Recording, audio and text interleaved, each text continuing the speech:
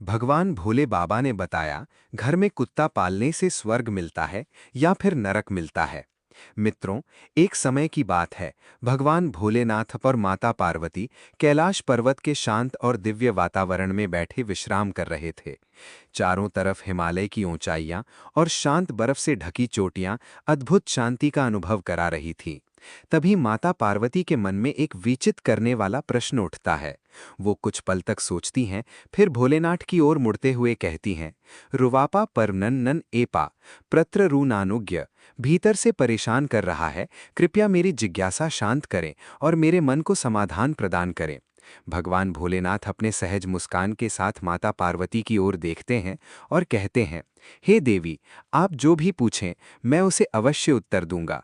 बताइए, क्या प्रश्न है जो आपके मन को व्याकुल कर रहा है? माता पार्वती कुछ गंभीर होकर कहती हैं, हे स्वामी, आजकल मनुष्य अपने घरों में कुत्ता पालते हैं। मेरे मन में ये प्रश्न उठता है कि क्या ऐसा करने से उन्हें स्वर्ग की प्राप्ति होती है या इसके परिणाम स्वरूप नरक में जाना पड़ता है? क्या उनके जीवन में कुत्ता पालने से सुख समृद्धि आती है या दुख और गरीबी? क्या उनका भाग्य चमकता है फिर पतन होता है? मुझे ये जानने की अत्यधिक उत्सुकता है। माता पार्वती का प्रश्न सुनकर भगवान भोलेनाथ गंभीर हो गए। कुछ क्षणों के मौन के बाद उन्होंने माता पार्वती की ओर देखते हुए कहा, हे देवी, आपके मन का ये प्रश्न अत्यंत महत्वपूर्ण है और इसका उत्तर मैं आपको एक कथा के माध्यम से दूंगा। इस कथा को ध्यान से सुनना, क्योंकि इसमें न केवल आपके प्रश्नों का उत्तर है, भगवान भोले बाबा ने बताया, बल्कि हर मनुष्य के जीवन के लिए महत्वपूर्ण सीख भी छिपी है। माता पार्वती ने आदरपूर्वक सिर झुकाकर कहा, हे प्रभु, मैं पूरे मन और ध्यान से इस कथा को सुनने के लिए तैयार हूं। कृपया आप इसे आरंभ करें।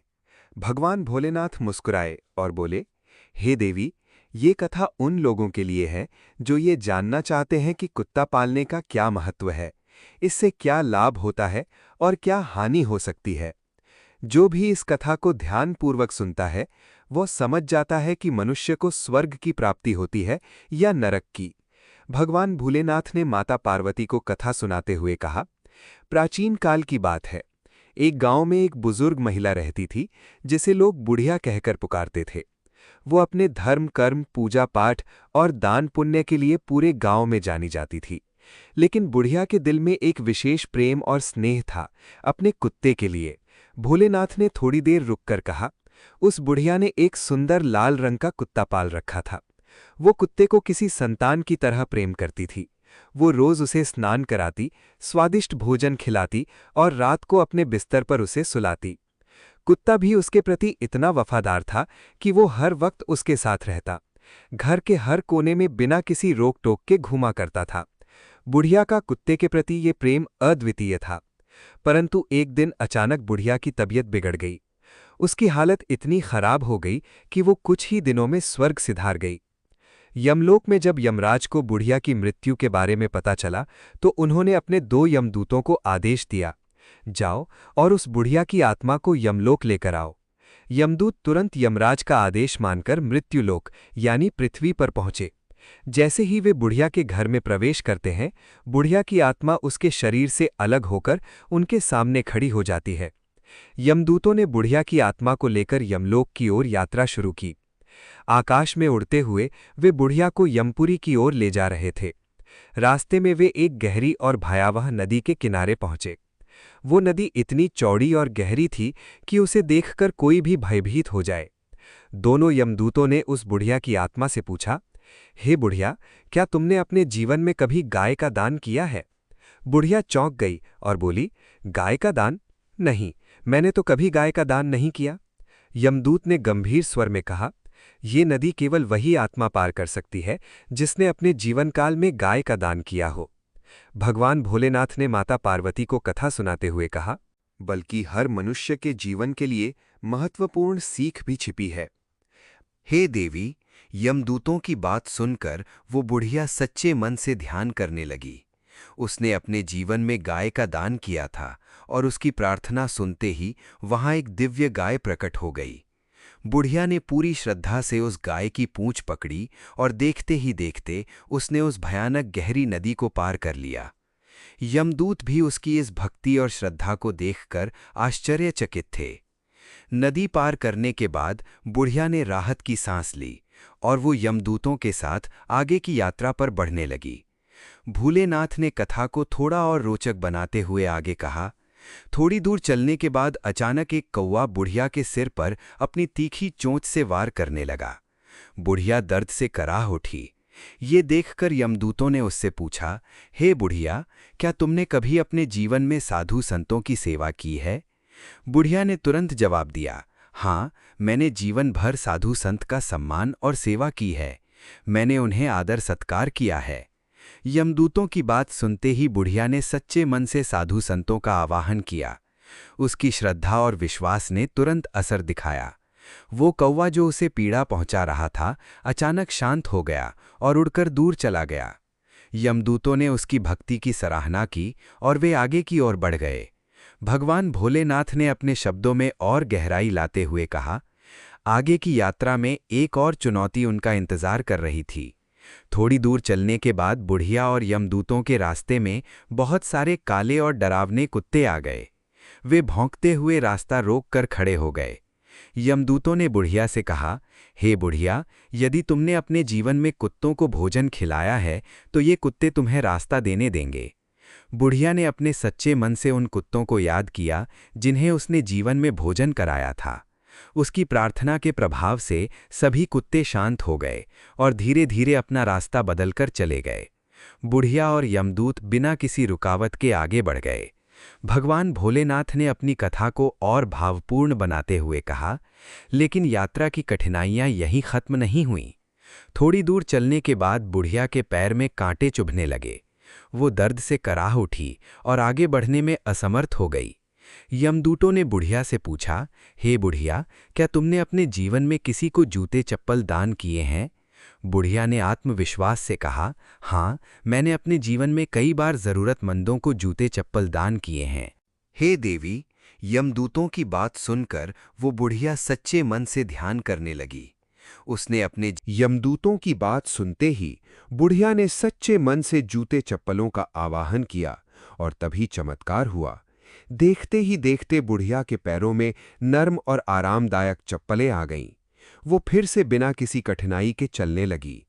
भगवान भोलेनाथ माता पार्वती से गंभीर स्वर में बोले, हे देवी, जब यमदूत उस बुढ़िया को यमराज के पास लेकर पहुंचे तो राज ने अपने चित्रगुप्त से कहा, हे चित्रगुप्त, देखो तो सही इस बुढ़िया ने अपने जीवन में क्या-क्या कर्म किए हैं। चित्रगुप्त ने अपनी विशाल मोटी किताब खोली और बुढ़िया का पूरा लेखा जोखा पढ़ना शुरू किया।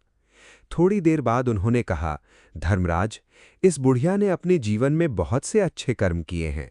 उसने दान पुण्य किया है, साधु संतों की सेवा की है और भगवान का भजन कीर्तन भी किया है। परंतु इसने एक बहुत बड़ी गलती की है जिसकी वजह से इसे स्वर्ग में स्थान नहीं मिल सकता। ये सुनकर बुढ़िया हतप्रभ हो गई। उसकी आंखों में आंसू आ गए और वो बोली, हे धर्मराज, मैंने कौन सी ऐसी गलती की है? मेरे पूजा पाठ और दान पुण्य में ऐसी क्या कमी रह गई जिसकी वजह से मुझे स्वर्ग में स्थान न मिल सकता? यमराज ने गंभीर स्वर में कहा, हे बुढ़िया, तुम्हारी एक गलती ने तुम्हारे सारे पुण्य कर्मों को नष्ट कर दिया है। इस वजह से तुम्हारे सारे पूर्वजों की आत्मा आज भी भटक रही है और तुम्हारी भी आत्मा भटकने के लिए बाध्य है। बुढ़िया ने कांपते हुए पूछा, हे धर्मराज, वो गलती कौन सी है? यमराज ने उत्तर दिया, तुमने अपने घर में एक कुत्ता पाला था और वो कुत्ता तुम्हारे घर के अंदर हर जगह स्वतंत्र रूप से घूमता था। धर्मशास्त्रों के अनुसार जिस घर में कुत्ता घूमता है वहां देवता प्रवेश नहीं करते। यदि कुत्ते की उपस्थिति में किसी की मृत्यु हो जाए तो उस घर से देवताओं तक पहुंचने वाली वस्तुएं भी अशुद्ध हो जाती हैं और देवता उन्हें स्वीकार नहीं करते। कुत्ते के छू जाने से ब्राह्मणों के यज्ञ भी अशुद्ध हो जाते हैं और ब्राह्मण उस घर में आने से कतराते हैं। यमराज की बातें सुनकर बुढ़िया स्तब्ध रह गई। यमराज ने आगे कहा, यहां तक कि जिस भोजन पर कुत्ते की दृष्टि पड़ जाती है वो भी खाने योग्य नहीं रहता। यदि कुत्ता किसी व्यक्ति को सूंघ लेता है यमदूत तो वह व्यक्ति अपवित्र माना जाता है। इन सभी कारणों से कुत्ते को घर के अंदर पालना पूरी तरह से वर्जित है। तुम्हारे द्वारा किए गए सारे दान पुण्य इस एक गलती की वजह से व्यर्थ हो गए हैं। बुढ़िया की आंखों में आंसू थे। जब वह यमराज के सामने गिड़गिड़ा हुए बोली, हे धर्मराज, मुझे केवल 7 दिन का समय दे दीजिए। मैं धरती लोक पर जाकर अपनी गलतियों को सुधारना चाहती हूँ। मैं उन 7 दिनों में कुत्ते को घर के बाहर उचित स्थान पर रखूंगी, पूजा पाठ करूंगी और दान पुण्य कर भगवान का सुमिरन करूंगी। यमराज ने उसकी विनती को स्वीकार करते हुए कहा, जाओ, तुम्हें 7 दिन दिए जाते हैं। धरती लोक पर आते ही बुढ़िया को देखकर गांव वाले दंग रह गए। सब डरकर कहने लगे, यह तो मर चुकी थी, अब कैसे जिंदा हो गई? भूतनी बनकर आ गई है, भागो। लोग इधर उधर भागने लगे, लेकिन बुढ़िया अपने बेटे और बहू के घर की ओर बढ़ती रही। जब वो उनके दरवाजे पर पहुंची तो वे भी डर गए और खिड़कियां दरवाजे बंद कर लिए। बुढ़िया ने दरवाजे पर खड़े होकर करुणा भरे स्वर में कहा, डरो मत, मुझे यमराज ने 7 दिन का समय दिया है। मैं अपनी पूजा पाठ और दान पुण्य पूरा करने आई हूं। मैं अब जान चुकी हूं कि घर के अंदर कुत्ता पालने से स्वर्ग की प्राप्ति नहीं होती, इसीलिए अब मैं उसे बाहर रखूंगी और भगवान की पूजा करूंगी। उसकी सच्ची भावना और आंखों में पश्चाताप देखकर बेटे और बहू ने उसकी बात मान ली। वे बुढ़िया को घर में आने दिया और पूजा पाठ के लिए सारी सामग्री भी लाकर दी। बुढ़िया ने सबसे पहले कुत्ते को घर से बाहर एक नियत स्थान पर रखा, फिर उसके लिए रोज भोजन तैयार करती और उसे वहीं खिलाती। इसके साथ ही वह रोज भगवान का भजन कीर्तन, हवन और यज्ञ करने लगी। गाय को भोजन कराना भी उसकी दिनचर्या में शामिल हो गया। धीरे धीरे उसकी पूजा और भक्ति से घर में सकारात्मक ऊर्जा का संचार होने लगा। 7 दिनों के बाद यमराज उसके सामने प्रकट हुए और उसे स्वर्ग ले जाने के लिए दिव्य विमान भेजा। गांव वालों ने जब उस दिव्य विमान को देखा तो उनकी आंखें आश्चर्य से फैल गईं। वे मन ही मन सोचने लगे, तो वह व्यक्ति अपवित्र माना जाता है।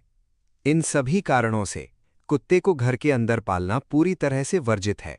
तुम्हारे द्वारा किए गए सारे दान पुण्य इस एक गलती की वजह से व्यर्थ हो गए। अगर बुढ़िया स्वर्ग जा रही है तो क्यों ना हम भी उसके साथ जाएं? वे सभी दौड़ते हुए उस विमान की ओर बढ़ने लगे। बुढ़िया ने सबको रोकते हुए कहा, तुम लोग मेरे साथ स्वर्ग नहीं जा सकते।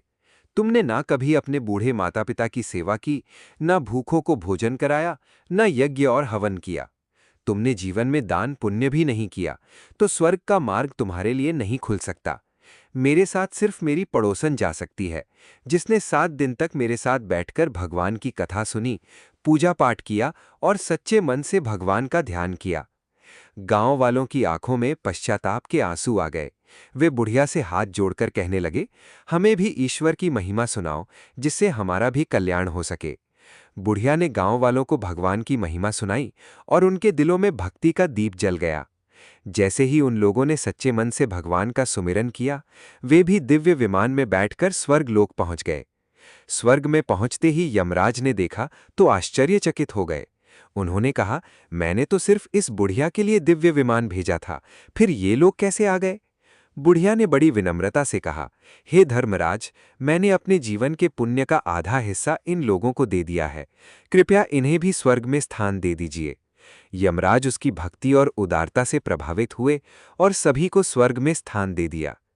फिर भगवान भोले बाबा माता पार्वती से कहते हैं, अगर बुढ़िया स्वर्ग जा रही है तो क्यों ना हम भी उसके साथ जाएं? हे देवी, इसीलिए कुत्ते को घर के अंदर नहीं पालना चाहिए। यदि कुत्ता पालना हो तो उसे घर के बाहर ही पालना चाहिए। कुत्ते को घर के भीतर रखने से न सिर्फ स्वर्ग की प्राप्ति मुश्किल हो जाती है, बल्कि पूर्वजों की आत्माएं भी मोक्ष प्राप्त नहीं कर पाती। ऐसा घर कभी भी उन्नति नहीं करता और माता लक्ष्मी उस घर से कोसों दूर चली जाती हैं। ऐसे घर का पतन निश्चित होता है। भोले बाबा ने आगे कहा, लेकिन यदि कुत्ते को घर के बाहर एक उचित स्थान पर रखा जाए और उसे खाना खिलाया जाए तो घर में सकारात्मक ऊर्जा का संचार होता है, जिससे माता लक्ष्मी की कृपा उस घर पर बनी रहती है और घर का उद्धार होता है। घर के किसी भी सदस्य पर आने वाली विपदा भी टल जाती है। इसीलिए देवी हमेशा ध्यान रखें कि कुत्ते को घर के अंदर न पालें, बल्कि उसे घर के बाहर एक नियत स्थान पर रखें। मित्रों, इस कथा के माध्यम से भगवान शिव हमें एक बहुत ही महत्वपूर्ण सीख दे रहे हैं। कुत्ते को पालने में कोई दोष नहीं है, लेकिन उसे सही स्थान पर रखना जरूरी है। घर के बाहर कुत्ते की सेवा करने से जीवन में सुख समृद्धि बनी रहती है और घर का कल्याण होता है, साथ ही स्वर्ग की प्राप्ति का मार्ग भी प्रशस्त होता है। तो दोस्तों, आपको भी अब ये समझ में आ गया होगा कि कुत्ते को घर के अंदर पालना चाहिए या बाहर। याद रखें, कुत्ते को घर के बाहर उचित स्थान पर पालें, जिससे आपके घर में हमेशा सुख समृद्धि और माता लक्ष्मी की कृपा बनी रहे। यदि आपको ये कथा पसंद आई हो तो कृपया कमेंट बॉक्स में हर हर महादेव लिखें, वीडियो को लाइक करें और चैनल को सब्सक्राइब कर लें। साथ ही बेल आइकन को दबाएं ताकि आपको ऐसी ही प्राचीन कथाएं और कहानियां सबसे पहले मिल सकें। मित्रों, इस वीडियो को पूरा देखने के लिए आप सभी का हृदय से धन्यवाद। और इस वीडियो में हमने 1 लाख लाइक्स का चैलेंज रखा है। 1 लाख लाइक हो जाने पर आप सबके लिए एक गुप्त सीक्रेट वीडियो लाऊंगा, जिससे आपकी पूरा लाइफ चेंज होगी। मैं भी वहीं गुप्त ज्ञान अपनाता हूं और इसका मुझे 100% लाभ मिल रहा है। वो गुप्त ज्ञान क्या है, इसका वीडियो मैंने आप सबके लिए 1 लाख लाइक्स होने पर वीडियो चैनल पर अपलोड कर दूंगा। तो 1 लाख लाइक जल्दी से करिए और शेयर जरूर करना। मिलते हैं हमारी अगली ज्ञानवर्धक वीडियो में। जय महाकाल। हे देवी, इसीलिए कुत्ते को घर के अंदर नहीं पालना चाहिए।